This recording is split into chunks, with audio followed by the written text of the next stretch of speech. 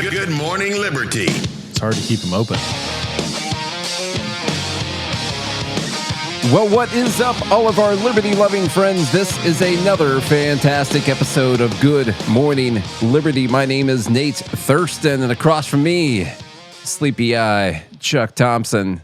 How's it going today, Chuck, other than you're sleepy? I'm tired of fighting the good fight. I feel like if we were fighting the bad fight, that'd be easier. it'd be easier. Yeah, that's true. You'd feel better, too, because more people would be on your side. But, you know, every day when you come in here and just spit truth, man, it hurts the brain, it's know? Exhausting. It makes the brain tired. It is exhausting. Yeah. Okay, this is Dumb Bleep of the Week because Charlie can't be here tomorrow.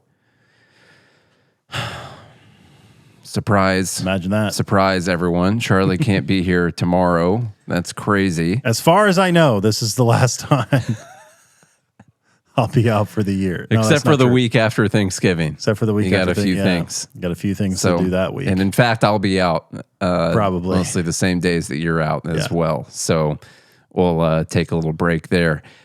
So today, Thursday, is Dumb Bleep of the Week, but we had so many submissions, I had to make it Dumb Bleep of the Week Part 1. So there's still going to be a little bit tomorrow as well. It'll just be me during that time. Dumb Bleep of the Week, that's the day of the week where we go through the dumbest things that happen in politics. The live group threw in some submissions. I threw in some submissions. We are going to vote on them and decide what was the actual dumbest thing that happened over the last week. Does everyone 13 for part 1 is how many dumb things happened? And I know you cut down from how many were submitted. It's a lot, man. Oh my gosh. It's a lot. All right, they better all be real dumb. They're all very dumb. They made the list. We might be a little bit more in the weeds with a couple things today, and I made sure I threw one in there that would get you all hot and bothered. So be prepared for that. Number one, I told you there's some that'll be easy, though. Number one is a super easy one. It's what we talked about for like 25 minutes yesterday. And that is this provision in the Senate bill that has now passed Senate and the House and been signed by the president. The government is open. Everybody is happy. All is right with the world again because the U.S. government is fully open. And part of that bill was that today there have been lawsuits filed. Yeah, they've allegedly got a short window here because I hear they're going to repeal this. We'll see. That's what they're saying anyway. So the provision, we talked about this for 25 minutes yesterday. So quick rundown. Senators can sue the U.S. government if their phone records were pulled, if their conversations were pulled without proper notification. That is the actual way to say how this works out. They can get a minimum of $500,000 per instance that this happened. Instance would be defined as per phone, per record, per communication channel that was used. Per a lot of other things. Per a lot of things. And it's a minimum of $500K per each one of those things per senator. Per the number of NSA breaths. The number of breaths that NSA employees took. Probably per NSA person that looked at it. Or per DOJ person that looked at it. So that's pretty wild. They made sure to write in that the government would waive its qualified immunity defense that they would use. And sovereign immunity. And that they would for sure use if you tried to sue them, if the DOJ were looking into your records and had not notified you, they would say, well, we got this thing called qualified immunity over here and sovereign immunity. But they made sure the government waived that in this case, essentially giving themselves a coupon to be redeemed as soon as the bill was written because they already know what happened. And so they wrote the law to fit what happened so they would for sure get a payout. And y'all thought the coupon lady was crazy. So these senators saw the coupon lady and were like, yeah, we could use that to our advantage. So they wrote a law about it. That should make everyone happy. Yesterday, we played these videos, one from Austin Scott, representative from Georgia, Republican, and one from Chip Roy, a representative from Texas. They were both very upset about this. Austin Scott said one, I think, very important thing at the end. He said many important things at the end. He said, he sounded like he was about to cry, like he was mad. He was like, this would not have passed if this were a standalone piece of legislation. And that isn't that the case for so many things Congress does? Yeah. This would not have passed if this were a standalone piece of legislation, and they know it. That's why they slipped it in at the last minute. Of course, part of the dumb is that these two people were very upset, and then they voted to keep it in the bill. And so there were many people upset that still voted to keep it in the bill. Yeah, because they didn't want to be the guy that extended the shutdown for another day or so. Mike Johnson, he was even upset about this. Oh, sorry, that's Greta. Let's get to the lawsuit thing. Mike Johnson was upset about this, and here's him being upset. That you would repeal that FBI provision that's in the bill right now. Do you have assurances from Leader Thune that he will bring it up in the Senate? I did call Leader Thune this morning. I want to say that he's a principled leader. I've enjoyed working with him. We've got a great working relationship and a good friendship. He's a trustworthy, honest broker. And that's why I was so surprised when we found out about that provision. It was put in our clean CR at the last moment. I'm just be honest. I'm very transparent with you all. I was very angry about it. I was. And a lot of my members called me and said, "Did you know about it?" We had no idea. That was dropped in at the last minute. And I did not appreciate that, nor did most of the House members. Many of them are very angry about that. So we will be bringing that up. We'll probably pass it on suspension early next week, and we'll send it over to the Senate. I had a conversation with Leader Thune early this morning about it. I think he regretted the way it was done, and we had an honest conversation about that. I didn't ask him for any commitment at that time because I had a lot on my plate today, and I've been busy ever since that conversation we had early this morning. But I'm going to speak as truthfully to him as I am to all of you and tell you that I think that was way out of line. I don't think that was a smart thing to do. I don't think it was the right thing to do in the House. I bet you the conversation actually went something like, dude, people are using AI these days to go through our bills, and they're finding this stuff like way faster than they used to. And plus, then they can put it on blast out there on social media. He said it right there. He said, "I don't think Leader Thune agreed with the way it was done." Yeah, not that it's in there. Yeah, just the way that it was done. There's a couple ways it was that. One, you could say that it was added in at the last minute, and he didn't agree. What now? If the Senate leader didn't agree with it, then how did it make it in the bill and get signed and passed and sent over to the House? But I bet you the conversation was more like, dude, dang it. These days, it's way tougher for us to get this kind of... Or imagine like 20 years ago, 20, 30 years ago. Like people find out about this stuff. You can run the bill through AI or whatever. A bunch of people are reading it, and then you put it out on blast on social media, and millions of people are finding out about it within like an hour of it happening. What do you think the case would have been like 30 years ago if they would have put the same thing in there? We would have found out about it 6 months later. Yeah, like hopefully Politico writes about it the next week sometime. Yeah. And then that's it. So that's one good thing about our new technology that we have in social media and all that kind of stuff. Okay, that's number one. I won't spend too much time on that because we spent a bunch of time on it yesterday. Number two. Charlie, you weren't here the day I talked about the 50-year mortgage. Ooh. Yeah, you weren't here that day. As you guys know, this is number two. Trump posted out this graphic, says, great American presidents. We got the 30-year mortgage for President Roosevelt and the 50-year mortgage for President Trump. That's who you want to model your presidency after. Yeah, FDR. So the first awful thing about this is that you could put great American presidents and then put Roosevelt and then not lose your entire support base afterwards. Like this is like a perfect representation of what's wrong with America. With MAGA. Right, yeah, right now. Like how does that happen? Let me give you an example. Like not George Washington, you know? Well, he's got to point out the mortgages, which of course was done during the Great Depression, but I can't stand to see her face every time I know. you go It to keeps X. going to Greta. Let me just go to let me go home. There we go. There we go. Now we got that. Thankfully, Robert Reich posted out this speech of FDR talking about a second Bill of Rights. You want to know why FDR is so freaking terrible? This is a great example right here. Economic truths have become accepted as self-evident. A second Bill of Rights, under which a new basis of security and prosperity can be established for all, regardless of station or race or creed. Among these are the right to a useful and remunerative job, the right to earn enough to provide adequate food and clothing and recreation, the right of every farmer to raise and sell his products at a return which will give him and his family a decent living. The right of every business. My God, this is so stupid already. We're 43 seconds into this thing. There's only a minute left. But the right, I'll just go with the farmer. The right of a farmer to be able to grow and sell his crop at a return. That who has that right? Like, people determine the prices of the things that are in the market. There's no way to give someone a right that the price will be a proper amount for you to have that return. Yeah. Well, farmers need a guaranteed return. Nate.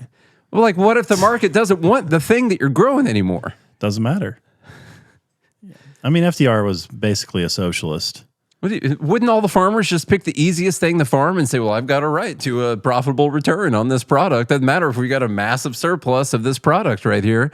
I'm just going to grow the easiest thing, takes the least amount of time, whatever the cheapest thing is for me to grow. That's what I'm going to grow. And I've got a right to a return on this product. Mm-hmm. It's retarded, man. That's what that is. Not only do I have a right to a job, by the way, I have a right to a, what did he say? A remunerated job? You're right. I don't know this word. We're going to jack this up hard. So remunerative. Yeah. I don't know. Remunerative job. We don't. That's the type of job you have a right to, by the way. Remunerated. Yeah. Exactly. Remunerated. Remunerated. Which will give him and his family a decent living.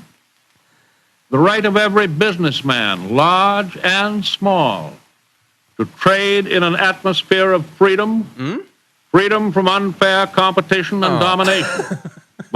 What's unfair competition?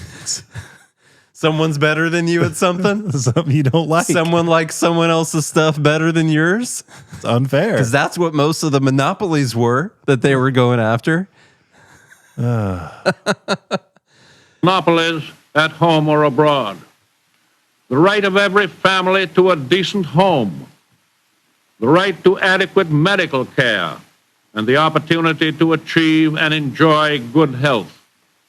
The right to adequate protection from the economic fears of old age, sickness, accident, and unemployment.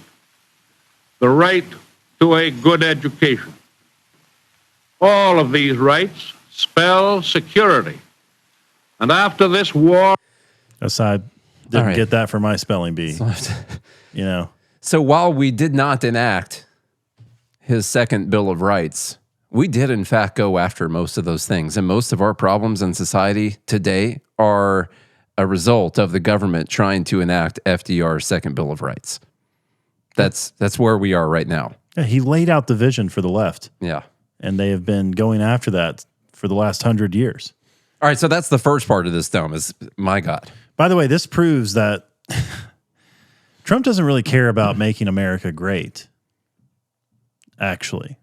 I think he wants to make America great. No, Trump wants to be known as the person who did certain things that made people feel like it made America great. Because FDR is revered in that way. With the Great New Deal and all of that, he's looked at as a president of like one of the greatest presidents, even according to Trump's own meme. You know, I remember when I was in school learning about how great FDR was. Yeah, he got us out of the Great Depression. The Great Depression, the Great New Deal. He killed Hitler personally. Yeah, I mean, FDR was like the guy.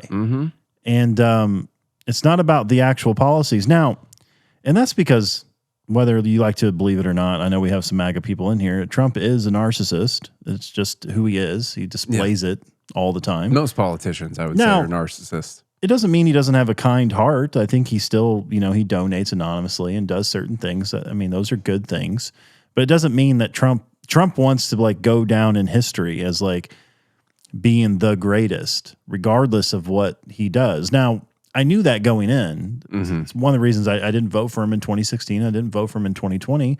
I did vote for him in 2024 because I was like, oh, I don't care if Trump gets all the credit. If he ends up actually making America great with the things he's talking about, I'm for that. I don't care who gets the credit. Let Trump be the greatest American president. Perfect. Well, sure. If he does it, then of course he should get the credit for it. Exactly. If he cuts spending, reduces the military budget by half, releases the Epstein files, does all the things he says he was going to do, let Doge in there to audit every single thing and not cut them out. Instead, he's backpedaled on a lot of those promises, and now he's moving more towards FDR, and well, he's moving more towards like giving another part of society what they want, which is to feel good about things, and people like feeling good about things, and it's unfortunate. On the 50-year mortgage thing, you weren't here the day I talked about it, but first off, the thing I said then, I'll say now. If banks want to give people a 50-year mortgage, sure. 100-year mortgage, whatever. Mortgage? Absolutely. Get you a 100-year mortgage here. I'm fine with it. Checksbank.com. I don't care. And so that's great. They should be allowed to do that if they want to, and you don't have to get one. Now, if those become very common in the market, or they take up a percentage of the mortgages that happen, I think that's going to have an inflationary effect on the price of houses. I think that the 50-year mortgage will become the new 30-year mortgage, and the 30-year mortgage will become what a 15-year mortgage is right now, and a 15-year mortgage will be like buying a house in Australia or something like that. And so I think that's the direction it would go. And he's trying to find, some kind of solution to reduce costs immediately for people. A common thing that people say is, well, if you don't want the mortgage, don't get one. All right, that's fine. Another common thing, so like this has spurred so many like kind of bad conversations in many ways. People just going too far in different in both directions. Here's the problem: is you have Fannie Mae and Freddie Mac. Mm-hmm. Okay, so which by the way are the largest mortgage holders. So you're saying we're going to have government-backed 50-year mortgages? Yes. That's the problem. If banks wanted to do this, also it's great for real estate people because real estate people don't hold on to properties that long. They're not holding properties for 50 years. They don't hold properties for 30 years. No. They get Neither the people, by the way. Yeah, most people don't. Yeah. I think the average is 7 years? Yeah, the first home is I think is 8 years, something like that. I don't know what the average is for like when you get into your second, third, like forever home or whatever. How long you stay, but 8 years seems to be the most common number that I see. Magoo had put a statistic in. I still didn't look it up, but I'll trust Magoo on it. He said 2% of people actually pay off their house and live in that house. Yeah. So one of the other claims that people are making is like, well, this will be like everyone being a renter for their whole lives, and you're never going to own your home, and you're never going to have. And that point really doesn't exactly matter much because almost no one pays off their house and stays in it the same way that most people don't pay off their car and keep it, until the wheels fall off of it or whatever. Probably more common with cars for sure, but less common with houses. They get a new car every year or every 2 years. Yeah. I'm like, just trade that thing in. At that point, I'm like, just lease. Like if you're always going to have a car payment, you might as well have the dealership or whoever pick up some of the costs of your car. Like if you're never going to own your car, you might as well do that, So whatever.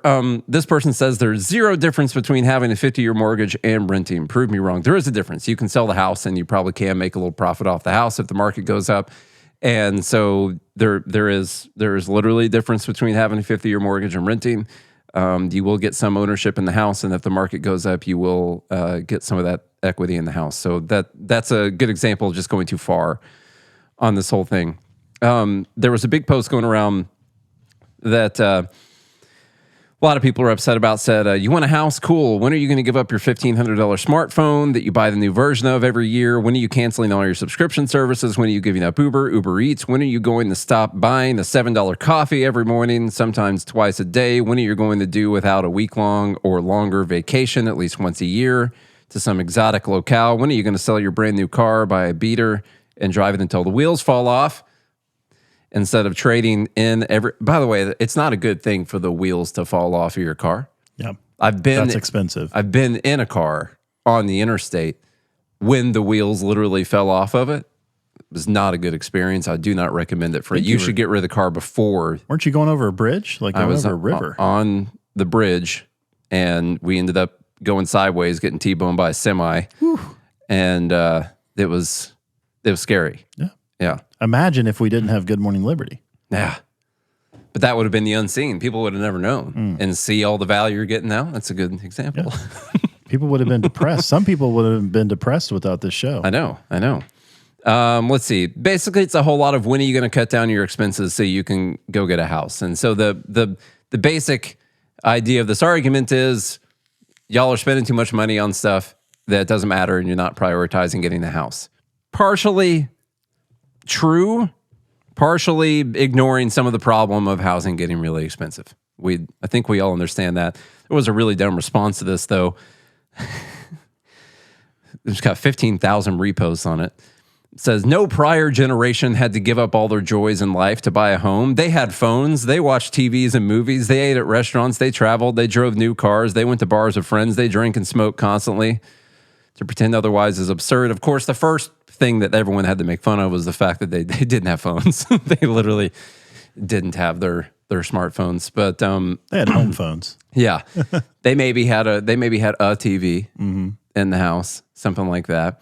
They didn't go out to eat as much. And so you can look at information on that. It's way less common for people to be going out to restaurants back in the day and all that. And so it's another equally dumb response. Like, people are dumb in both directions on this thing. When the point I was trying to make on whatever day it was, Tuesday, was that the solution to the problem is simple. We need to build more houses. That's the solution. We don't need the government to tax people and put taxpayer money and give it to construction companies to build more houses. And we need to make it so the market is easier for people that want to build houses. So you're saying just let the market be free? Yes. Yeah. It's like free from unfair competition? It's a frustrating it's a frustratingly simple answer, which is the answer in a lot of problems that people have. And I talked so much on Tuesday about supply and demand. And what we have right now is demand is outpacing supply for houses. And you either need to slow down the demand, which is what the Fed tries to do by raising interest rates when they try to slow down the demand, which at the same time is causing the issue with supply. And that's the problem with housing. Higher interest rates means people don't want to go get another house to open up their first-time home like mine for other people to come in and buy the cheaper house, because I don't want to go from a 2.5% mortgage to a 6% mortgage. And so I stay in the house. And it's harder for builders to get loans, stuff like that. The answer is that we need more supply. The other part, annoying part of the conversation. But there's problems on both sides. Yes. Yeah. Yeah, both directions. There's issues. One of the interesting things that we talked about a few months ago, I brushed over a little bit, and people don't like to hear this talking point. The price of a house has gone up a lot since, say, 1950. In real dollars, or like today's dollars, it's gone up 264%. That's a lot. It's a lot of money. Used for the sure. Average house. For a median house, median price house. Median price house. Yes. Median size house? Median, yeah, I guess so. Yeah.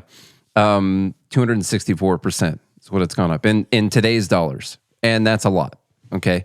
What's crazy is, the craziest thing about this that not enough people talk about is that the houses have gotten so much bigger than they used to be. A lot bigger. The median size house in 1950, 983 square feet. That's your she shed. Okay. 1,500 square feet in 1970, 2,200 square feet in 2025 for the median house. And so your homes have gotten... Everybody need that 4-bed, 2-bath. 2.2 times... Your homes have gotten 2.2 times larger than they were back in the 1950s, while families have gotten smaller. Less people having kids.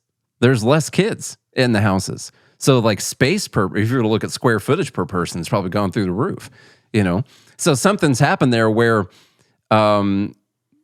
people have just gotten, you want that bigger house. That's one of the things. Okay, now there's other zoning restrictions, stuff like that. You were telling me about that ridiculous one outside of town, like you can't have a barn bigger than your house or whatever, which is has to exempt farmers. It has to. It's wild. That's So many zoning ridiculous. restrictions. You have to build a minimum size house. Yeah. Again, you're inserting the actual problem, which is government. And we should just let the market be free. If the market was free, builders would be building more homes because there's such a high demand for them. Yeah.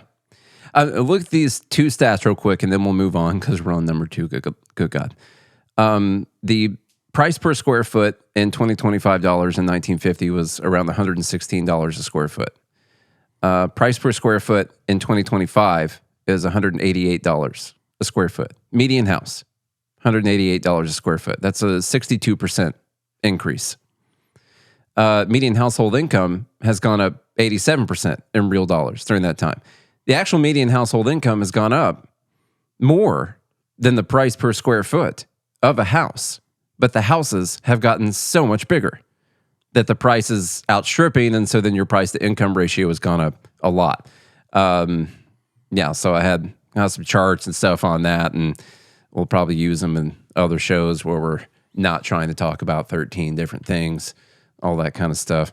I did have that really funny interaction with ChatGPT earlier where I gave it these stats that I had pulled from elsewhere, and I was like, make a chart. And it excluded the price per square foot and the median square footage of houses, and just did the median income price to income ratio. Gave you a total woke answer. And it gave me a woke answer about how you can see like, median incomes have risen, but as you can see, housing is outstripped, has surged and gone further than the median incomes. And I asked then you can tell it's wrong. Yeah, I asked it. I was say- like, why did you exclude the price per square foot and the average size or median size of a house? And it was like, oh yeah, that data is actually pretty important for this You're right. conversation. Yeah, that's what it said. It's like, why did you give me this answer where you excluded 2 of the very important data points? Yeah. And it was like, yeah, you're right to question that actually. That's what it said. Number 3, I had to separate out this thing from Ben Shapiro to talk about when it came to the housing. So the dumb in that, though, is Trump comparing himself to FDR. There's that actually is the dumbest thing. That's the dumbest thing. Yeah. Because the market should be allowed to give people 50-year mortgages if they want to. Yeah. That's fine. I don't think the government should back them. No, I don't want the government to be backing those things, but that is the answer we'll actually end up with. Ben Shapiro had this conversation on trigonometry, they were really talking about Mamdani in New York and cost of living and him winning and stuff like that. And they were talking about affordability. And he made this statement about if you can't afford to live in the place where you were born, then you just need to move to somewhere where you can afford to live. And a lot of people got very upset about this, him saying that basically you don't deserve to live in the place where you were born. Now, I've seen this clip cut down so many different times here. This is a 26-second version of that clip. Here's what that sounded like. If you're a young person and you can't afford to live here, then maybe you should not live here. I mean, that is a real thing. Yeah, I know that we've now grown up in a society that says that you deserve to live where you grew up, but the reality is that the history of America is almost literally the opposite of that. The history of America is you go to a place where there is opportunity.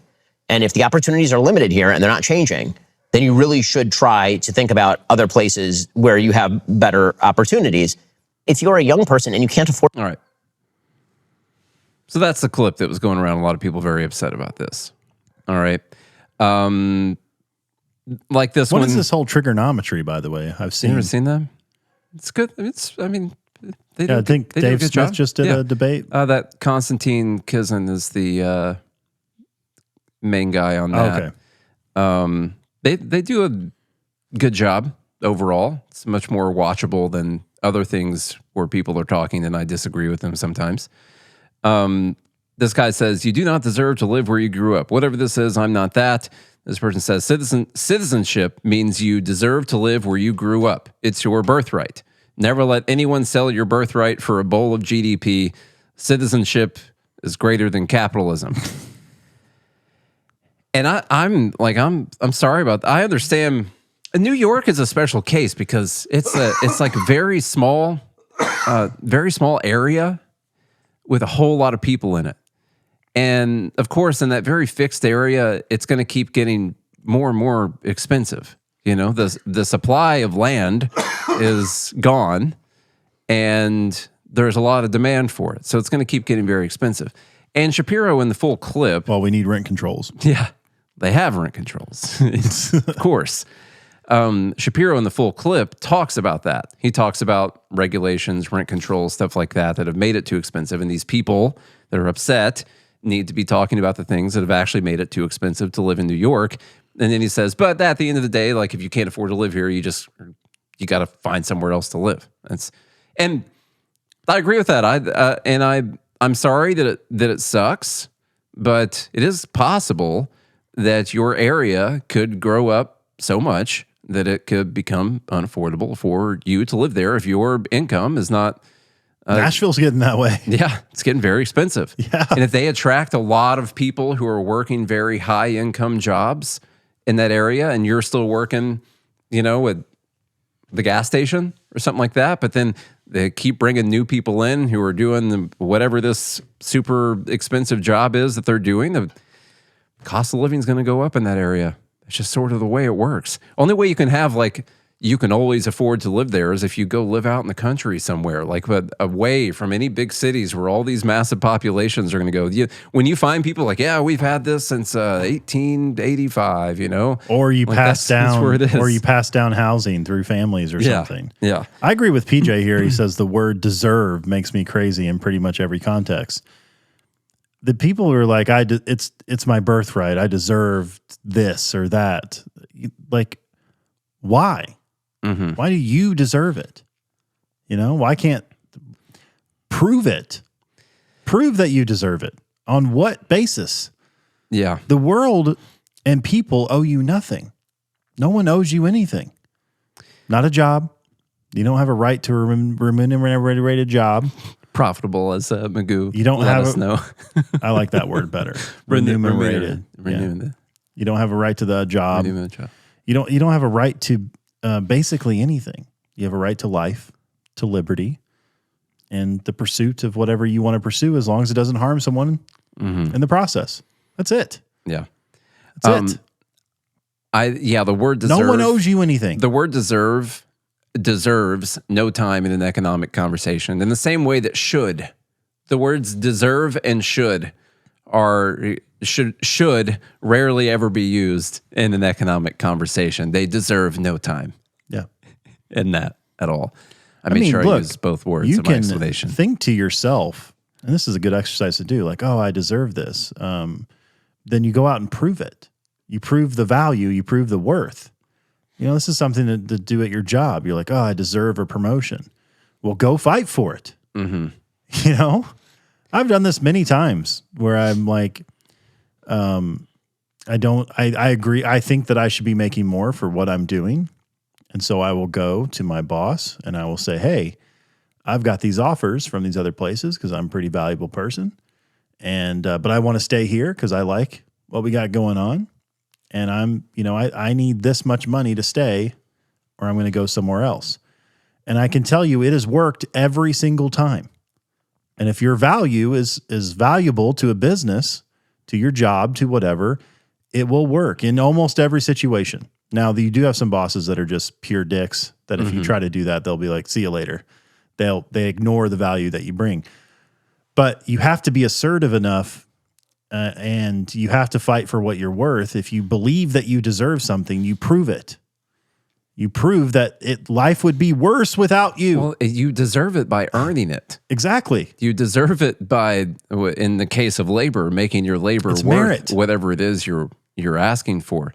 In the case of somewhere like New York, which is what Shapiro was talking about, and I guess this would only go for the people who vote like Democratic all the time. You don't deserve to vote for terrible economic policies and then still deserve to live as if you didn't vote for terrible economic policies the whole time. You lose your dessert in this scenario. Okay, many of these people are getting exactly what they voted for, and there are people who told them that what they were voting for would lead to where they are right now. Just like there's people telling them that what they just voted for in the last election is going to lead to something worse. And then later on, they're going to say, well, I deserve, a Mom Donnie voter is going to be like, well, I deserve to be able to afford to live here. And I'm like, no, you don't. Look what you did. Look what you just did. You put your name next to that person right there. You said that they should do these things. You agree with everything that they did. You don't deserve it. You don't. You deserve to have to leave because you're part of the problem. You just are. All right? So yeah, sorry. You don't deserve. There was another, I don't know if it's important. It feels like I'm thinking too much about Israel and Ben Shapiro when I bring it up. But there was an ironic, Ben Shapiro is an American, okay? Can we both agree he is an American? All right. Tends to talk about Israel quite a lot. Very supportive of Israel, greatest ally. And I did see someone make the point that Israel, if you're a Jew and you want to move there, like they'll give you a lot of money to live there. So you can live there because you deserve it, because 3,000 years ago someone said that you deserved it because of who you are.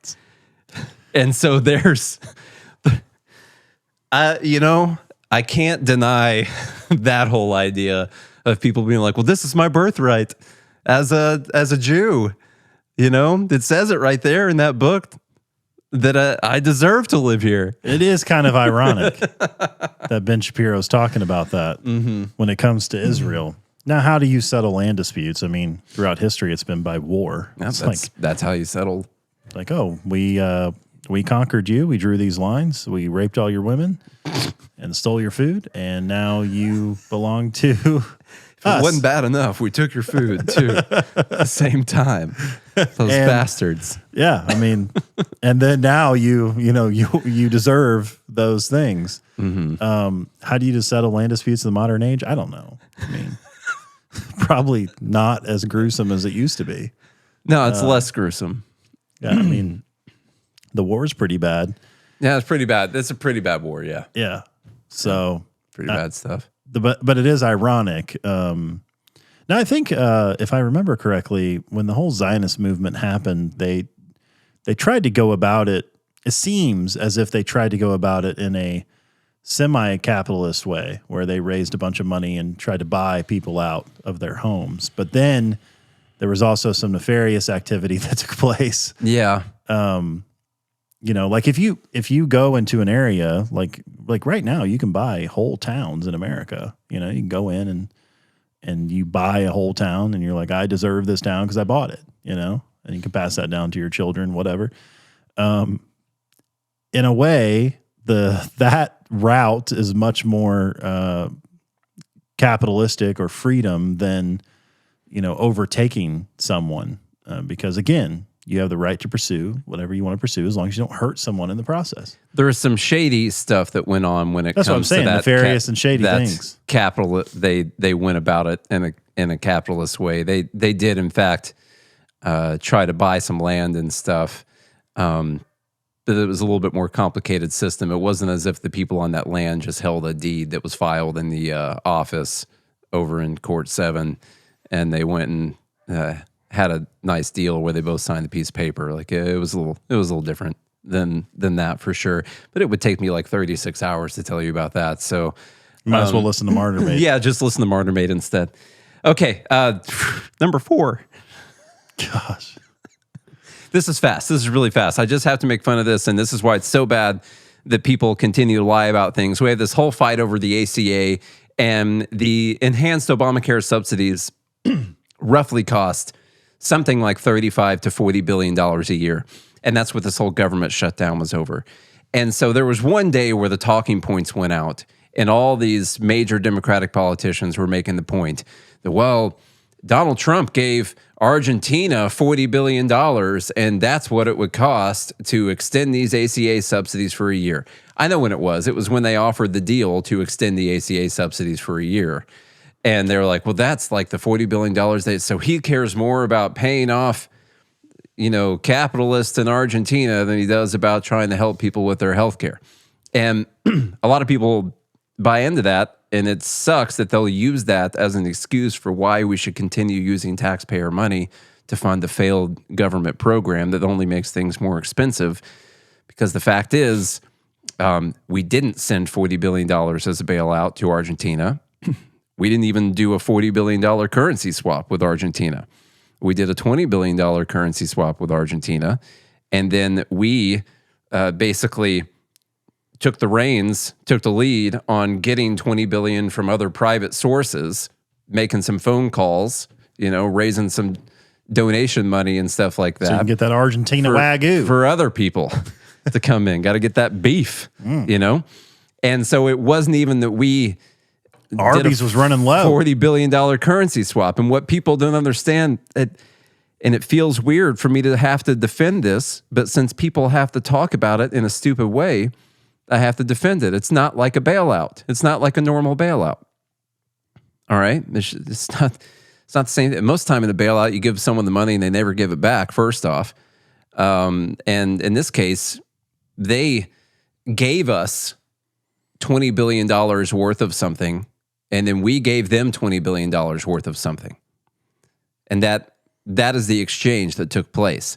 That just so happened it was valuable for them for the $20 billion worth of something, in their case, to be $20 billion US dollars. And we took their $20 billion worth of pesos. Now, it was pretty clear what was going to happen was that it was going to help their currency get stronger with them being able to have, being able to make the deals and everything with the U.S. currency they had. It shored up their economy by a little bit, helped their pesos, Argentine pesos a little bit. And then we, from what I can tell, probably end up making some money off of that deal because the value of the pesos that they traded to us actually went up during that time. Hilariously enough, the value of the dollar is scheduled to go down forever. So, but it's the value relative to one another that they care about. So it's not a bailout. And if you want to trade currencies, you can do that 24/7. Yeah, you do that. Go do that. No, I'm not saying I'm for the government trading currencies necessarily, but in the scheme of, or in the grand scheme of like the terrible things the government is doing, this is very low on the totem pole. Super low on the list. Yeah. Very, very low on the list. You would take care of many other things before you stop this from happening. It's way worse to like just send $20 billion to Israel, let's say. And then not get it back, or they filter it back through your friends. Yes. So my amendment tonight would redirect that $40 billion bailout from Argentina. It would redirect the money that Trump said wouldn't benefit the American people. And we would use those funds to extend the advanced premium tax credits for 2 years. Now, I'm like other people on this dais. I come from humble beginnings. I don't know what $40 billion looks like. I don't know what $1 million looks like. Neither do most of my constituents. But I will. Actually, it's just numbers on a computer screen. That's pretty much what $40 billion looks like. Yeah. Actually, if you type out 40 billion with a dollar sign in front of it, that's what 40 billion Let's looks keep like. track of Mr. or Representative Horsford here. Let's see what his net worth grows into as he stays in Congress. Yeah. We do have, according to Scott Bessent, they have made money on this. Unfortunately, since I see them lie about a lot of things, I don't even trust them when they say they made money on something anymore. And that's their fault, and they're not sorry. So anyhow, that's dumb, and they keep saying it over and over again. Let's spend a couple seconds on Snap. There was this news story going around. Have we talked about Snap? Not in a while. I feel like it's been like a week since we talked about Snap. Running really low on our refrigerator. Trying to keep up with food. They have 6 kids. Groceries for 8 people in one house get expensive fast. First off, the entire trunk of their car is soda. I drink me about 16 Dr. Peppers a day. My wife drinks 18 Mountain Dews. Look at that. Hey, this is a guy talking about how he's happy the SNAP benefits came through. What am I supposed to do about not having my Pepsi? And we were already struggling. We were sitting there around dipping into some Christmas money, some bill money, trying to keep food in the house just to keep the kids fed because we are a big family. They are a big family. You're going to get bigger if you drink that soda. There was that was what one of the comments said, something like that. Yeah, you are definitely a big family for sure. Going to get bigger. For sure. Some of the conversation under this was hilarious. I just want to reiterate, I think it's fine to cut out a bunch of the things that SNAP is eligible for, or that are SNAP EBT eligible. And this is, I don't know if the news was trying to kill the SNAP program when they filmed this guy specifically filling up his entire trunk with soda? Maybe that was the case. I don't know, this is a right-wing news program. I'm so glad we got our SNAP benefits back. But when I see this, I'm like, no, cut it out. Just stop. I'm done. Yeah. I'm fully done. Yeah. And here's the problem. There are some people that need SNAP. The majority is this. That's the problem. The majority are using it and taking advantage of it, buying whatever they want, bunch of junk, soda, water out of your tap is free and clean.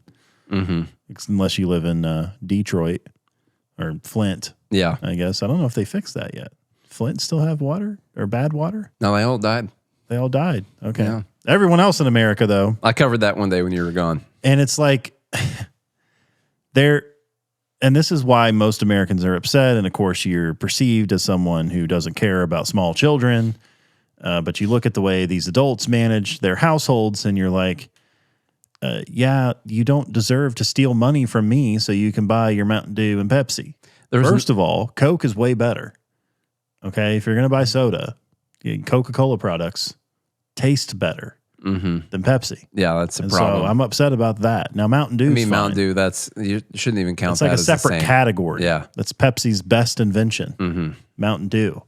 Dr. Pepper is kind of a standalone. I think it's bottled by Pepsi, but it's own. Bottled by both sometimes. That's why it has different bottles every once in a while. Yeah. So they're probably playing the right game, Dr. Pepper game. But yeah, Coke products far exceed anything Pepsi can offer besides Mountain Dew. And if you take one thing away from Dumb Bleep, that's number upsetting 5, number 1. Yeah. If you take one thing away, it's that stop buying Pepsi products. Yeah. Clearly inferior, except for Mountain Dew. Yeah. The only thing that Snap should accept from Pepsi, soda-wise, is Mountain Dew. That's it. If you try to get a Pepsi, no. Actually, you could decline. Maybe deported, possibly. Yes. Call Tom Homan. I'm going to skip everything else. We've talked so much about this stuff. There's this thing with ACA. Republicans, I think, have made a good point on something. This was submitted through the group, and it's sort of in the weeds a little bit on Obamacare.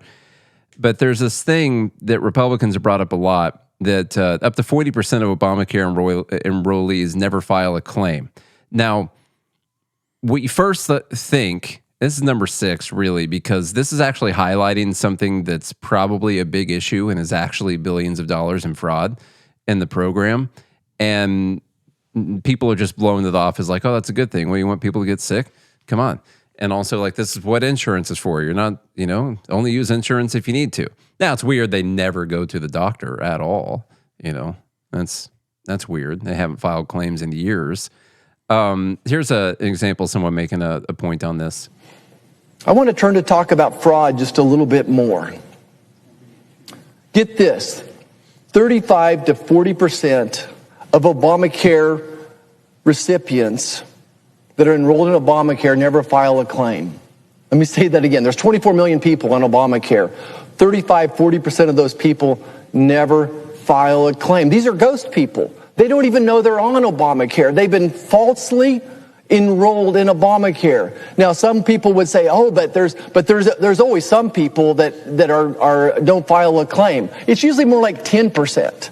More like 10% of people in a pool of insurance products are not filing the claim. In this case, it's 35 to 40%. And overall, I think we could say that this group of people in Obamacare is a high-risk group. Big cities like Chicago. So I have to tell you why I care about this so much. This is actually the result of a terrible government policy that happened here. And what he's talking about is actually a real thing. You don't say. That's happened, yeah. And there's some pretty clear charts to show it. This guy is responding, that's got over 1 million views, good Lord. My wife and I pay for life insurance and we've never died. I pay for fire insurance and my house hasn't burned down. That's not because we want to throw money at insurance companies. It's because that's how insurance works. And you would think, like, yeah, sure, it's fine. You pay for insurance and never use it. That sucks. You paid the money, never used the insurance. Now, there's actually pretty good evidence on this that what's actually happened is when they did the enhanced subsidies for Obamacare, used to be the lowest level. You would have to pay in 2% of your income. That's for like poorest people on there. you'd have to it was capped at 2% of your income for the premiums. And in the enhanced subsidies, they took that down to 0. And so you didn't have to pay anything for the insurance. And that covered a lot of people. But what that also did was it opened up the door for people to just sign you up. And you don't even ever have to know about it because you'd never owe anything to anyone. And what actually happens is that you get signed up and then the government just sends the insurance company money. And the actual patient or the person who's being carried by that insurance has no idea they even have the insurance in the first place. They even want the insurance because you've made something literally free. They just sign up for it. They never get any bill or anything like that. And so it's fine. What happens is the insurance company just makes money. The agent who signs up the person gets a commission for signing someone up for an insurance product. And then no one's the wiser because of it. And there's pretty good evidence by the fact that after they instituted those enhanced subsidies, the amount of people that were just not filing claims at all, and this is during COVID, exploded. The amount of people. Less than 4 million before the enhanced subsidies, and almost 12 million people now. Afterwards. 300%. It's a big gain on the amount of people who likely just got added by an agent or added by someone who was trying to get a commission on the product. And so they're just not filing the claims. They're not someone who ever cared or thought about having insurance ever in their life. This is like Wells Fargo signing people up for bank accounts without letting them know. And so to turn around and say, well, that's just how insurance works. No, we've actually got several years of Obamacare and the amount of people who sign up for it and then don't use it. And so there is pretty clear evidence of some type of fraud to the tune of billions of dollars happening in this system right now.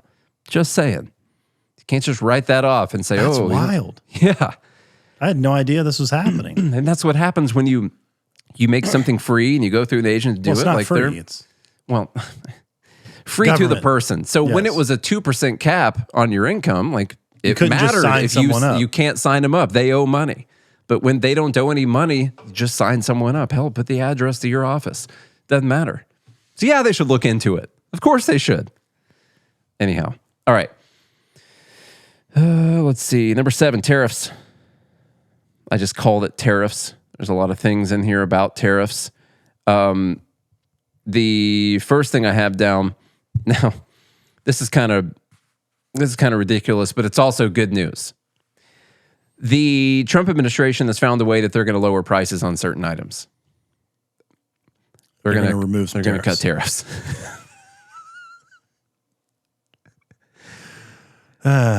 Now, it's that you might think that's funny or like confusing because tariffs don't increase prices. They're paid by the other country. So, but they over the next couple of days in terms of things we don't grow here in the United States. Coffee being one of them, bananas, other fruits, things like that. So that will bring the prices down very quickly. And Brian, we inherited this affordability mess. It was the worst inflation 40, 50 years, one of the worst in the nation's history. And affordability has 2 components. All right, I'm not going to listen to the whole thing. It turns out we're not very good at growing coffee beans or bananas. And when you add extra taxes to those things that we have to import from other countries because we can't grow them ourselves, they get more expensive. Isn't that weird? Because you have to get them from those other countries. And this is what a lot of people were yelling about. There are certain things, not only is it just so much better for them to be made somewhere else, they can only be made somewhere else. Or it would be astronomically more expensive for us to build the greenhouses that we would need to grow those things. You know, bananas are still so cheap. Every time I buy bananas, I'm like, are you kidding me? That's all those bananas cost? That's awesome, man. Get a whole mess of bananas. Yeah, I just need to go on the banana diet, you know? Anyhow, so yeah, this is a little ridiculous. They've talked a couple times. There was a clip of Bessent going around, this one, and then a clip of Trump going around talking about how they're going to reduce prices. And one way they're going to do it is by reducing the prices that they added to the cost of things. And that's one of the things they're going to do to help with this is for all you MAGA people who were yelling about tariffs. And my favorite next part is that's what they're doing, Charlie, to help with the affordability crisis that they inherited from Biden. That's a good one. Yeah, that's really good. That's really good stuff. The next thing, we're just going to do tariffs all together here. They keep talking about this $2,000 tariff payment they're going to be doing. You don't need to worry about it, Charlie. I found out that I don't need to worry about it either. But the other people are going to be worrying. They're going to maybe get their $2,000 tariff payment. So this is, with any money left over from that, by the way, they're going to put towards the debt. And so they, back of the napkin calculation, should have like $20-30 billion left over to put towards the debt after that. And should be Pay pretty for good. An hour. That should be pretty good. An hour It's of like debt. 2 days. Oh, 2 days. Yeah, it's like 2 days worth of spending for the government right 48 there. hours. It's pretty good stuff.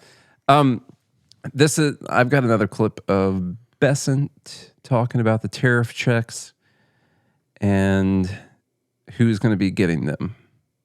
That's the most financially responsible thing to do? Well, there are a lot of options here.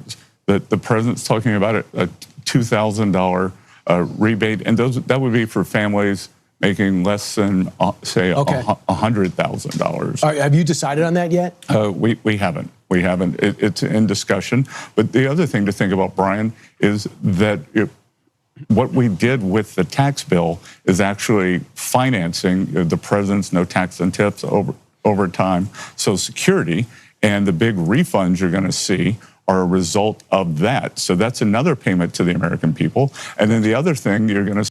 I had to make sure I played that because he just gave like a leftist talking point of we cut your taxes, and so that's another payment to you.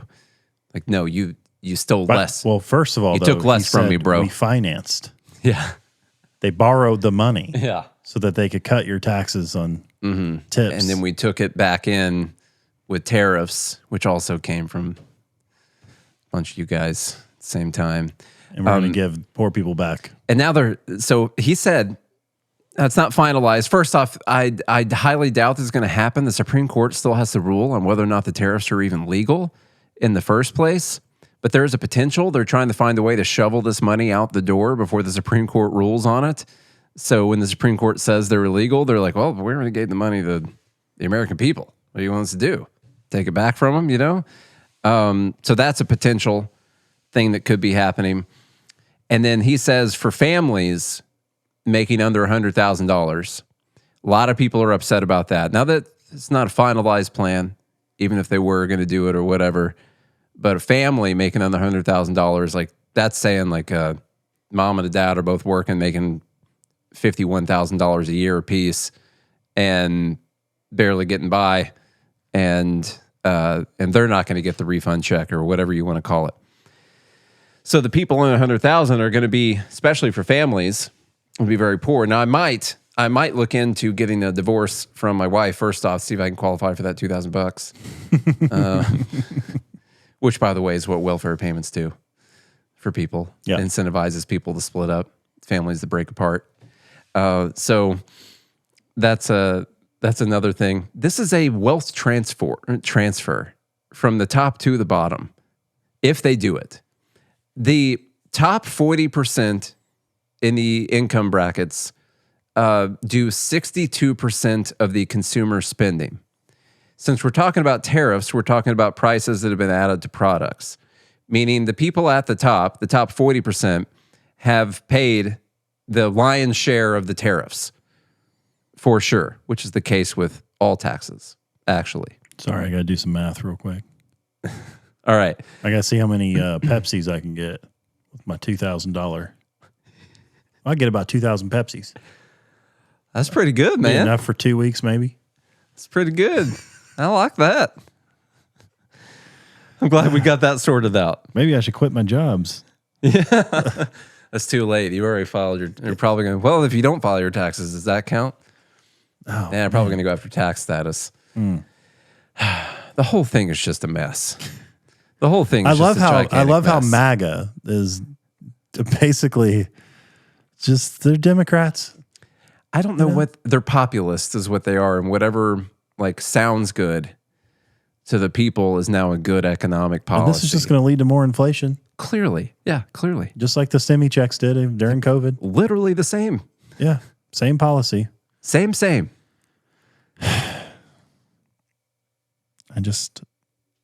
This is frustrating. America is frustrating. It's a frustrating group of people. And this is coming from someone who voted for Trump because of what he was talking about. He did talk a lot about tariffs. That's true. He did. He even said like 300. He might go up to 300%. Well, this I'm specifically talking about the $2,000 payments. Mm-hmm. Like he didn't learn the lesson the first time. Yeah. But he's not responsible for, they inherited this mess. They didn't contribute to it. They did. He did. Well, maybe if they do the $2,000 stimmies, he'll also sign a law that clamps down on corporate greed this time. So we don't get the greedflation as a result. That's MAGA, baby. If you don't support that, you ain't MAGA. Yeah. These days, or whatever the case may be, or the opposite of that, Maybe whichever one, who knows? Maybe he'll sign the Build Back Better this law. Yeah, Build Back Even Better. Yeah, exactly. Okay, this should be... Oh, I know.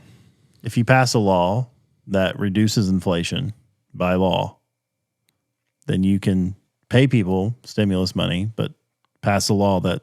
outlaws inflation. No, you just got to have a reduction. Reduction in inflation. Inflation. Like an act? Like an act of reducting inflation. I like it some when would say reducing. No, I like it when it's reducted. Yes. Mm-hmm. Yeah. Inflation reducted. Number 8, Dr. Helen Weberly. Thank God we can make fun of some tranny stuff real quick. My good Lord. Stop talking about Republicans and stuff all the time.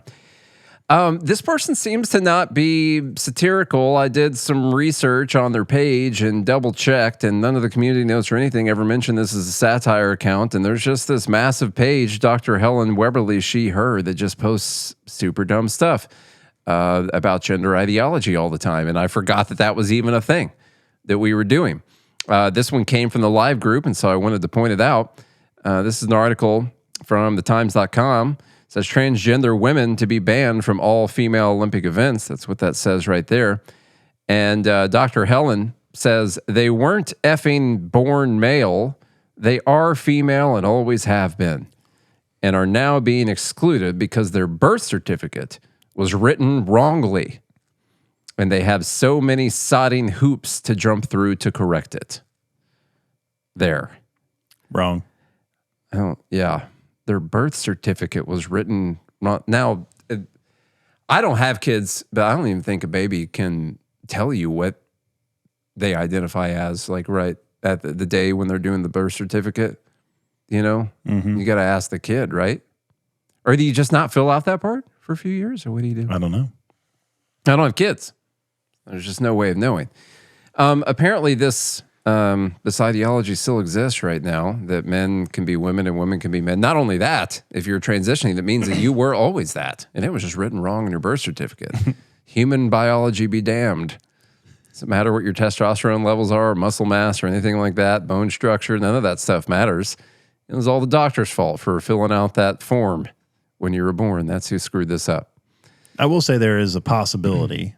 There is a 0.001% of the population that is quote unquote intersex, where they used to make a determination. Now, I mean, there's so many more tests where you can make the more proper determination.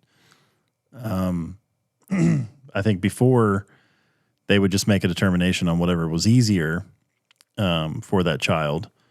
And but that affects very few people. I don't think this person is one of them. And the problem is when you open up a loophole like this, I just think it's fairly easy to do genetic tests if you want to be an Olympic athlete on whether or not you're a male or female. Mm-hmm. That's very simple. Pretty easy. Yeah. But sexist. Or whatever it is. Yeah. Transphobic. Okay. Yeah, that's the right.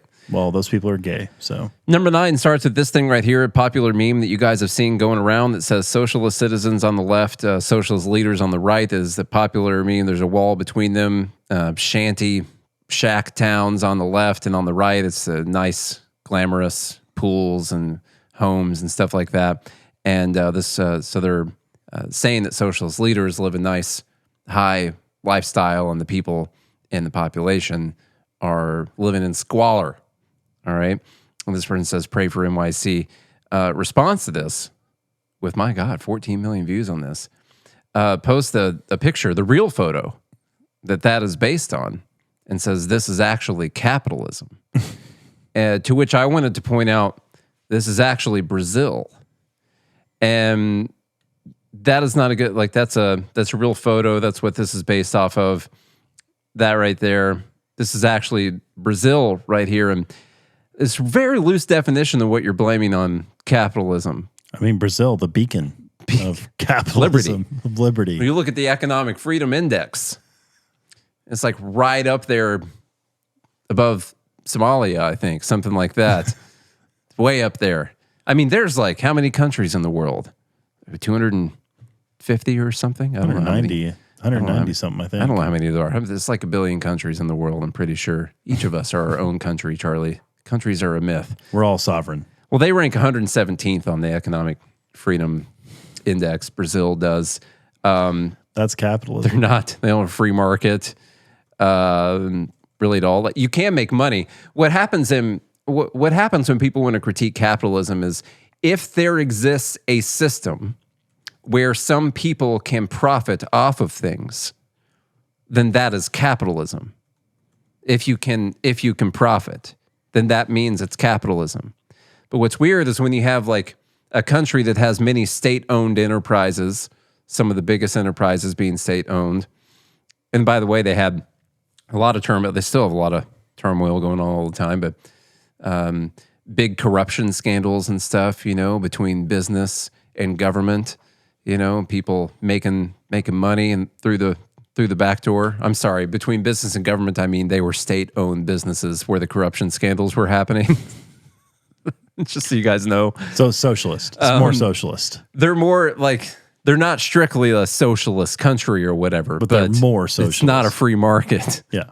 In Brazil. Well, I'm saying if you had like a capitalism line and a socialist line, they would lean more on the socialist line, and then that's a picture depicting what that looks like. It's pretty close. So now I did do an image search on this to figure out who specifically lives over here, and I do want to be truthful. It identified these two neighborhoods, and it said, no, these are actually like wealthy, like CEOs and people who own corporations and famous people, sports stars, whatever, that live in this neighborhood over here. And so I do want to clarify that. But that doesn't mean that this is a result of capitalism when they essentially have a big crony capitalist thing where the state directs where the money goes and picks their friends and their winners and their losers. And just not, I guess any time that people see someone profiting, that means it's not socialism and it is capitalism. If there's profit, which means there's never been socialism before, I think. Because even if government people profit, then it's capitalism. People can't understand Pareto. That's what they don't understand. That's one thing. Look, I mean, tell me what country that we have right now where the people in power or leaders or whoever don't live lavishly and the rest of society is worst off. Mm-hmm. What society is that? Hardly any of them that you Hardly would find. any of them. Yeah. I mean, America is still probably the best place where you can build a mansion in the middle of nowhere. Yeah. You don't have to be part of an elite class. You could provide something of value and live in a pretty good house. I mean, you go around the world.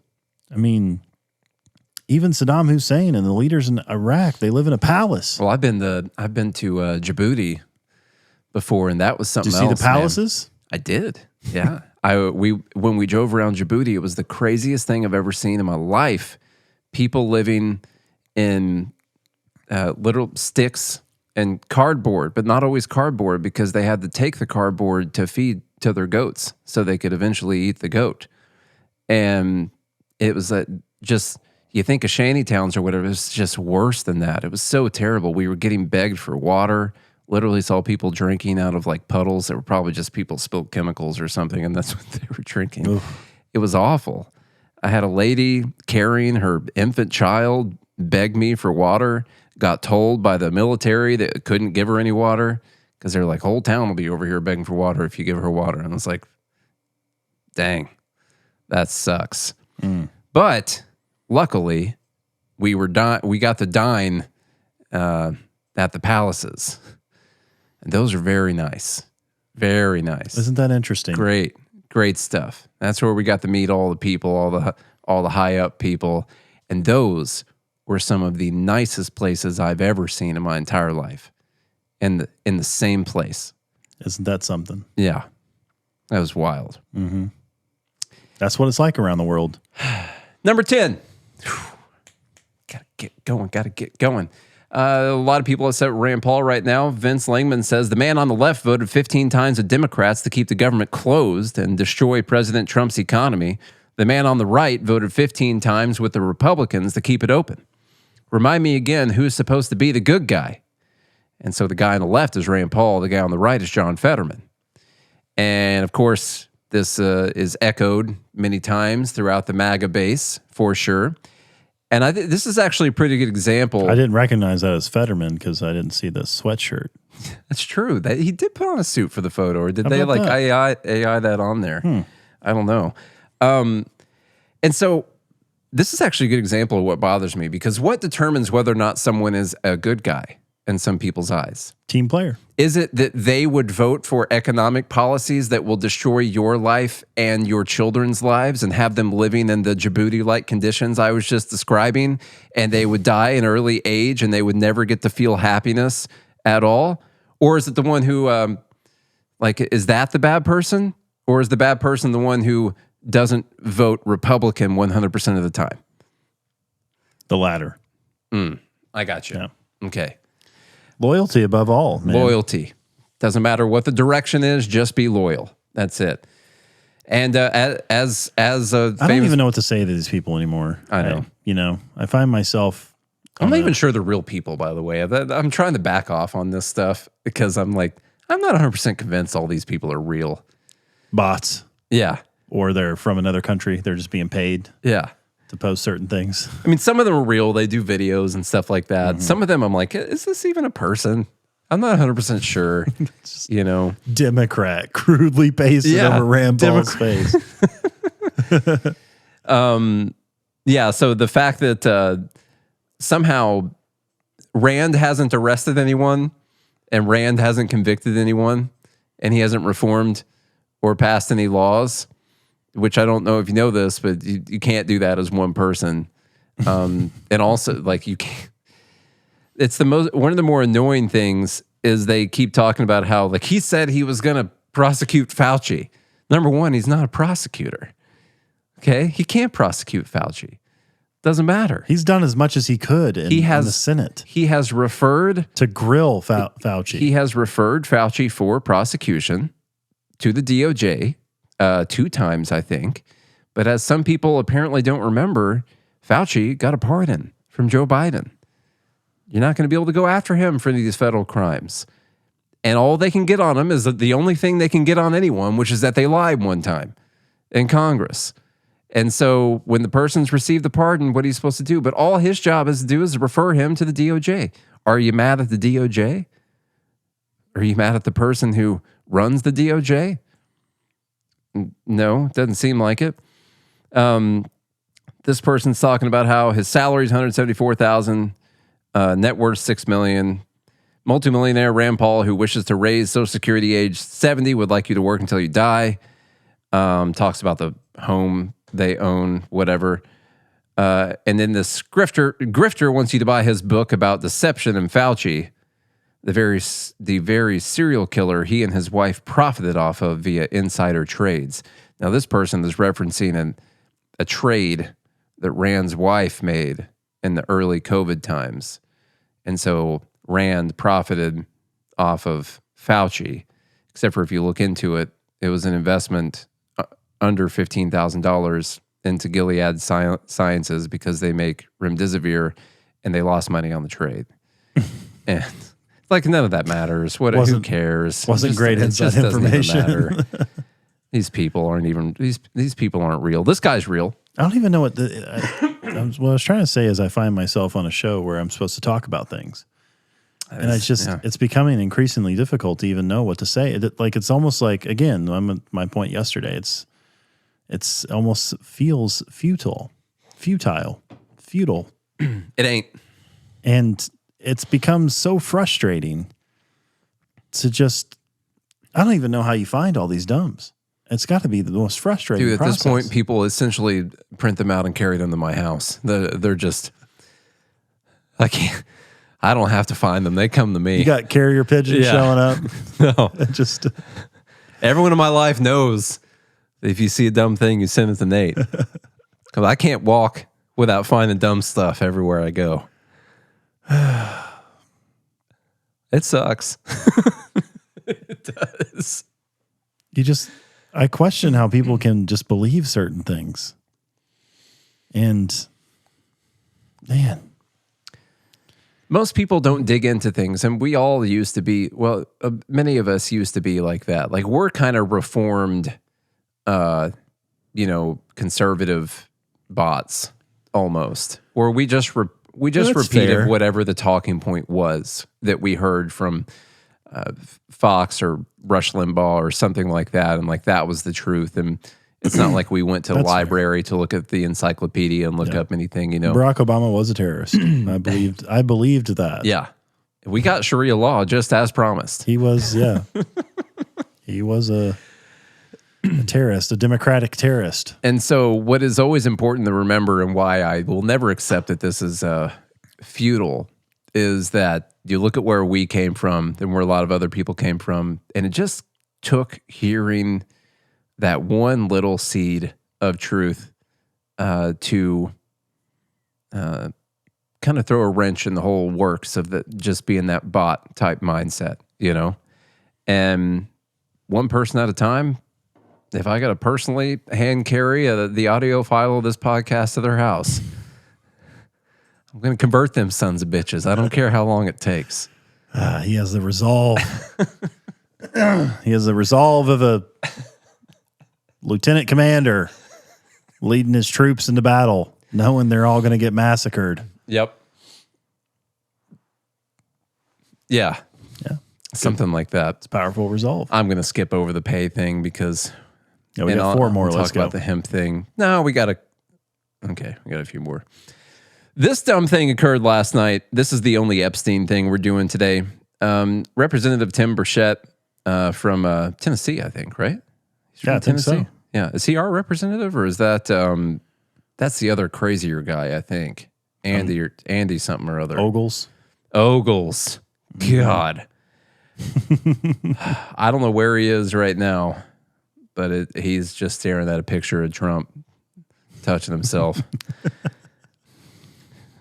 That's what that guy's doing right now. Oh, what was I going for? Epstein. So some things are happening on Epstein. As you guys know, Thomas Massey got his last signature on his discharge petition. And so because they confirmed that rep who's been waiting for 50 days or so since the election to get confirmed. Well, the government was shut down and everything. We can't really confirm representatives when the government shut down. And never happened before. So they confirmed, they got the signatures, and so they pulled this thing last night to try and look like it's annoying in a couple ways. They tried to go ahead and finish this whole because it's going to take them a week or so to actually vote on this thing. So they tried to just go ahead and push it through last night with unanimous consent. And so when you ask for unanimous consent, if someone's like, it's not unanimous. Yeah, it's just not, you're going to have unanimous consent. So they tried to come out and be like the good guys on the Epstein files last night, or portray it as if that's what they were trying to do. Like, oh, sure, we're not going to even have to, let's just do this unanimous consent. And lo and behold, what happens? A Democrat stands up and says, no, I don't want unanimous consent on this thing. And so they go hog wild with that. Look at that. We have tried to disclose all the Epstein files as we were always going to do, and the Democrats have blocked us. I love what he says here, by the way. He says it's not, he says it's all about politics, not about taking care of young ladies who got abused. Well, sir, that's what you're doing. Yeah, I mean, he didn't sign the discharge petition, by the way. He didn't? No, he didn't sign it. There's only 4 Republicans that signed it. Oh, my God. 3 of them were chicks, and one of them was Thomas Massey. Are you kidding me? And he's the one out here saying this. There's another dumb. How many dumbs inside of a dumb trying to be another dumb are we going to find right now? Oh, my God. Now, partially, he's correct about it being about politics, because if you wanted this to go through as soon as possible, then you would just go ahead and let the unanimous consent thing happen. But they are playing some politics. The Democrats are playing some politics with this, and I understand it. Sort of agree with them on it. Because part of the thing that's important is seeing who comes down where on this Epstein thing. Mm-hmm. And so when you try to do unanimous consent, what happens? You don't have to put your name on You paper. don't get a recorded vote. And so you don't know which way anyone would have voted for it. And here's Mike Johnson talking about it. And the Republicans asked for unanimous consent to just go ahead and pass the discharge, because I think it's a moot point. The Democrats objected to the unanimous consent. Nobody's written a story about that. That's stunning to me. How can you miss that? If it was about transparency, if it was about full disclosure, there's two questions you should ask every Democrat in the House and Senate. Why didn't you bring this up during the 4 years of the Biden administration when the Biden DOJ had all these records the entire time? Nobody ever said a word about it. They didn't care. Now it's the biggest thing in the world. Didn't matter at all when Joe Biden had the files. Then just release And them. secondly, What? If it doesn't matter, just release them. What's the point? Well, because they inserted a bunch of stuff in there. Now, he's right about some stuff. Clearly, we brought this up. Democrats didn't care anything about doing this at all. Thomas Massie wasn't going crazy trying to get this discharge petition done. Now, you can make the argument that part of the administration came in saying that they were going to release all the files. A lot of movement in the Republican base trying to do that. A lot of people voted for Trump. Yeah. Because they were going to release the Epstein files. And all of a sudden, they're like, nah, well, nothing to see here. And then that's it. And then it's moot. It's a moot point. So then he's like, well, screw you guys. I'm going to force this to get released. Okay. You can make the argument from it. He's right. There's politics going on here, because if the most important thing is to get the thing passed, then when they ask for unanimous consent, you don't block the unanimous consent. You get the thing passed so we can get the ball rolling on this thing as fast as possible. Right? No. You want the roll call. You want the people on record. You think that's also as equally important in this scenario. I would do the same thing. Yeah. I would object. Yeah. No, I want you to vote on this. I agree with you. I want people's names on this. Write your name in concrete. Sign it in blood. I want history to know what you did and did not vote for. We don't even have time for this. Good Lord. Charlie, this is all you. Is this what you got to get me riled up? Well, I want you to consider, I guess I can tell people who are listening. This is from the Telegraph. I didn't even pull the article in here. Looked over it. It's what you would expect. Was this the headline? The headline. My ex stole my childbearing years. Does he owe me compensation? This is Women versus Accountability. Women versus. And they have none. That's correct. Yeah. Can we first, beforehand, I want to lend a gentle hand to some of the ladies out there. I do feel for some people who say it looked as if everything was proper and correct. They got manipulated, bamboozled. They got manipulated. And then all of a sudden, what do you know it? As soon as this bee turns 41, they're like, I'm out of here. That chick's 30. You know? And then she's screwed over. Or in Leo's case, he trades them in at 25. Yeah, that's the rule. So I can understand how you feel like, well, that whole childbearing years, like now I can't go and do that. You take the floor on this. What are your thoughts on it? Well, you stayed with him. That's a thing. It's, again, you have to take accountability for decisions that you made. Now, look, I think that you could maybe have a case, let's say, if someone promised you in writing that they were going to, marry you and have babies with you by a certain time period, and then they didn't do it, and you were believing in that. Oh, wait, isn't that what a marriage is? Is she arguing against no-fault divorce? Yeah, probably. The women want no-fault divorce when it benefits them, of course. Yeah. I mean, they want fault divorce. Fault divorce. That's what I meant. They want fault divorce when it benefits them. When it doesn't benefit them, that's when they go for the no-fault divorce. What's interesting is in a few places, I think Kentucky's one of them, where they are now I think they're an at-fault divorce state, I believe, or something has happened. Divorce rates have dropped by like 30% overnight. Overnight, where women are not allowed to get, half of a man's things. It's dropped drastically. Which, by I the think way, Kentucky's one of those states. It's a very interesting stat. But to clarify on that, I think people should be able to get divorced, but in some of these, the benefit of, say, something like that is people should think very hard about the decision and who they're going to marry before they get into that. I think it's very important to be very serious about the person that you're deciding to enter into that contract with and deciding to spend those years with. And it's not so much that I would ever want people to be locked in marriages that they can't get out of or whatever, something like that. I want people to decide not to get into a bad marriage in the first place. That's what I would like to see. But I don't know. Let's just not have the state involved in this whole thing in the first place. But whatever, we're getting off the whole childbearing years thing. Well, I think there's and I tend to talk about culture a lot, probably more with Nate offline, but I think there's been an interesting thing happening in culture, and it's led to a lot of the issues I think we see today in culture and dating relationships. And there's problems on both sides. And I think the number one probably determining factor is that life has been made so incredibly easy that our biological nature to solve problems, we have to find a problem somewhere. And we tend to find it with the other sex. It's not our fault. Mm-hmm. It's got to be someone else's fault. And we've shifted a lot of things to the government. We've made life incredibly easy. And that hurts men and women, I think, because men don't have to do the things they used to have to do to provide for women.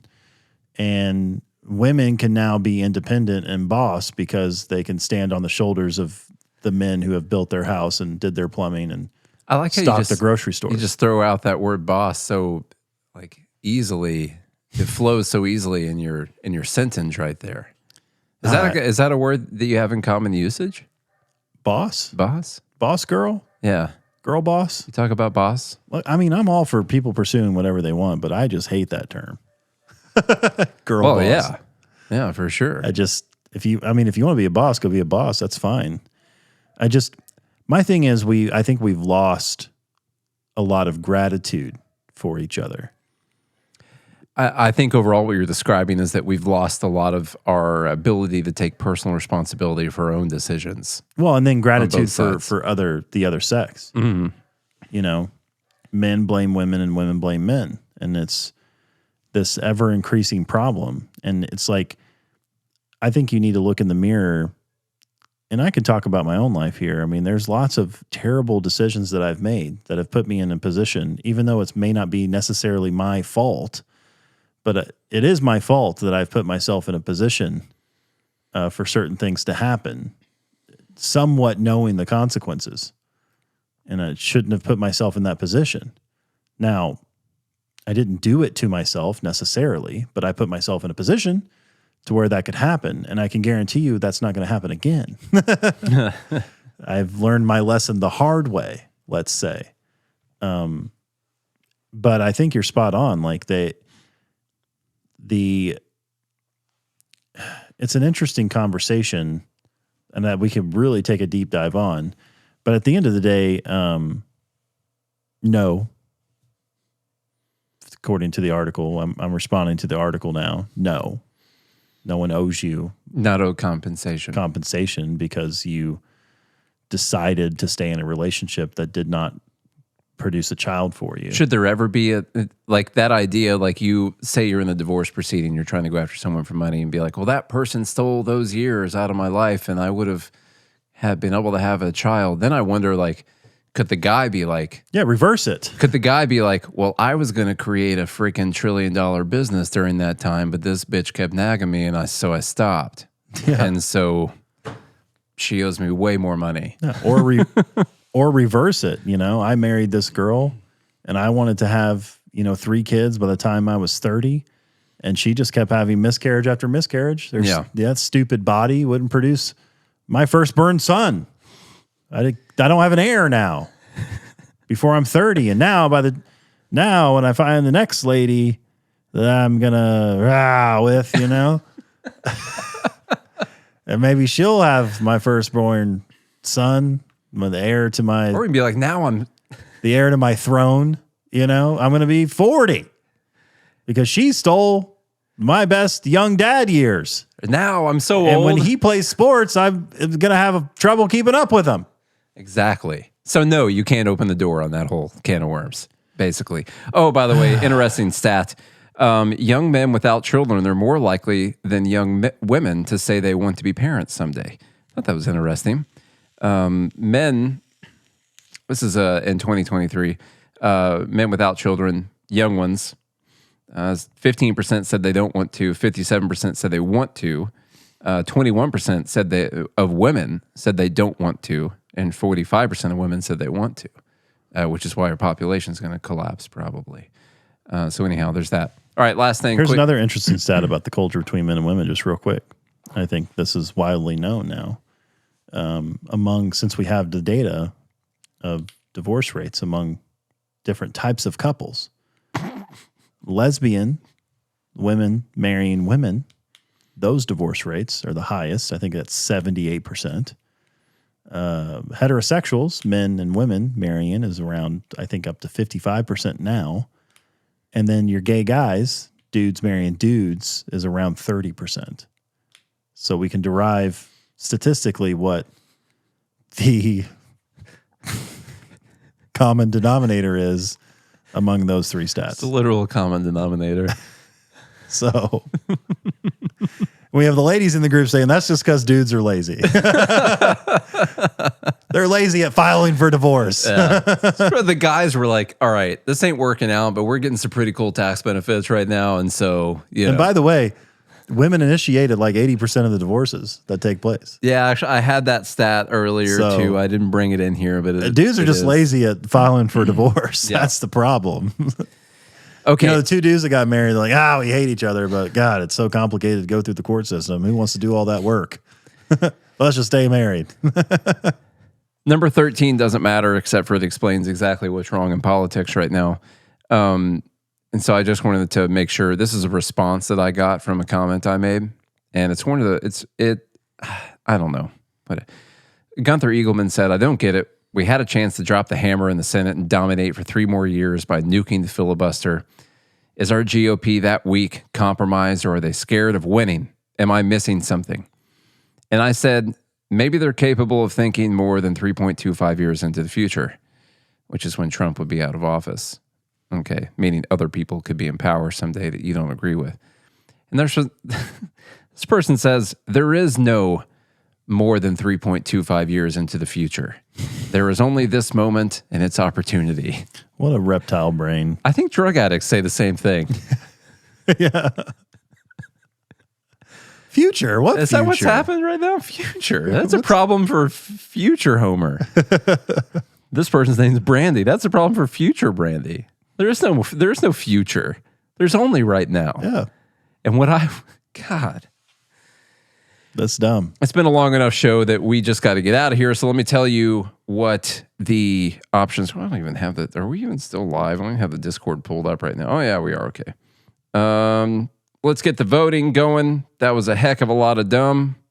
Actually, it was like pretty normal amount of dumb. We just went in detail on a couple things, which is fine nowadays.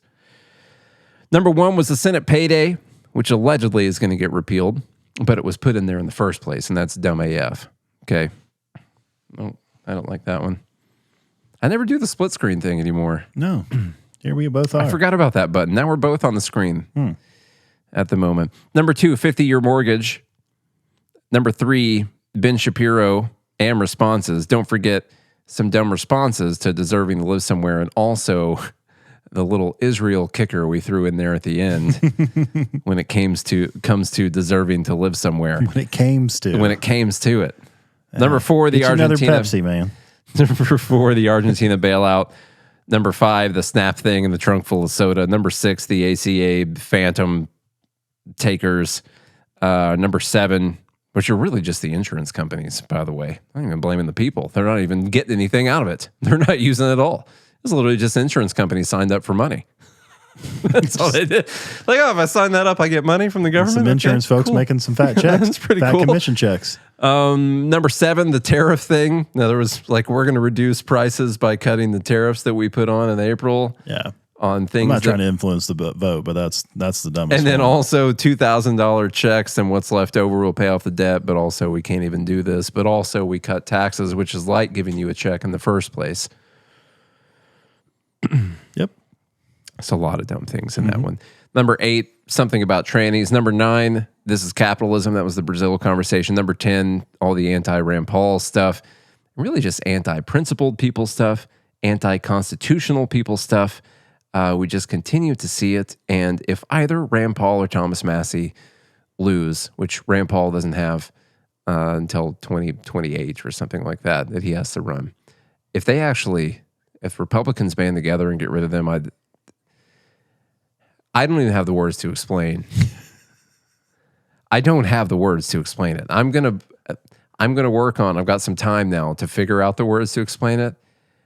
I might actually have a stroke at that time. Then all hope would be lost. Yeah. Here you are giving me some optimism. Well, the problem fighting is the good fight. The problem is, if you were to fix this, we have to get in like a few Liberty legislators at a time and fix these things by law, unless you just think it's going to collapse properly and we're going to take over and it's going to be awesome afterwards, which is not what will happen. Not for generations anyway. For us to actually fix it, we have to get in a few Liberty legislators at a time. And if people who claim to care about liberty focus all their money and attention and knocking those people out, then it's just... You're spending a lot of time on this, folks. Yeah. Oh, yeah. Sorry. That was number 10. Just continuing. You can tell which one. I Nate forgot really we're doing cares votes about. right now. Yeah. Number 11, Dems blocked the Epstein thing, kind of. I swayed some votes, didn't I? I saw some votes moving. Number 12, the stolen years conversation. Number 13, there is no 3.25 years into the future, which we didn't even go hard on, but everyone... I just can't even... Explains itself. I'm not going to pretend to be the kind of person that knows how to explain how stupid that is. This is close. This is very close. All right, so... Which one would you go for? So now, between 1, 7, and 10, move your votes between those three. 1, 7, and 10. They made the ranked choice voting. Yeah, here. ranked choice voting. Let's move some votes around. So the 11 and 12 vote, or 11 and 13 votes, let's move. Your extra symbols don't count. Nope, those don't matter. Come on. They're all the same again. What's your vote, Charlie? Mine would be tariffs. Did you put it in there? I did. All right, so you got it. Okay, so let's do... Oh, God. Okay, now we're going to tie break between the Senate payday and the anti-Rand stuff. Everyone from tariffs, trannies, and Democrats, pull your votes. While you guys are doing that, Charlie, tell them what they have won, are listening to, or something. I don't know. Tell them what they want. You won the greatest show in libertarian podcast history. Well, they know that. Yeah. Well, you get to hang out with me, with Nate most of the time, and me every once in a while. Yeah. No. I'm going to tell you that you should visit the links in the show notes to support the sponsors that support this show, because that's extremely important. We do have bills we have to pay every single month, and sponsors help. And we don't qualify for SNAP. Nope. Sponsors help pay those bills. I'm talking like podcast bills. Like there's website expenses, software expenses. We probably have not paid off all the equipment that you can't see around here. But actually, there's a lot. I think we did finally pay off all the equipment. We did with podcast money? It's all the same money. What is podcast money? Of course. No, well. Anyway, what is my podcast? point is we have monthly expenses that we have to pay for. for all sorts of things. So anyway, visit the links in the show notes to support the sponsors that support this show. That is extremely helpful for us. Leave us a rating and review on Apple Podcasts and Spotify. That helps us rank higher, gets more listeners in the door, which is helpful. You're spreading the message of liberty. That's helpful. A lot of helpful things you can do. Free ways to support the liberty message, and it's the most important message that is happening. I hear all of these, discussions that take place. I just saw the symbols going on the about all sorts of things. And when Nate and I talk about economics, God, it is boring. It can be so boring, but it has real effect on your lives. And we have to move the needle to be the freest country we possibly can to support the most amount of humans thriving. So it's all of that is extremely important. Go to godhatesfeds.com, pick up some merchandise. That also helps. And join gmail.com, be part of the Fed Haters Club. That also helps. So we appreciate all of you that do that. It looks like Charlie's the tiebreaker because I see where you have not moved. Were we at both? Oh, God. Yeah, I know. We're going to go Senate payday. Number 1, tiebreaker. There we go. Yep. All right. Senate payday.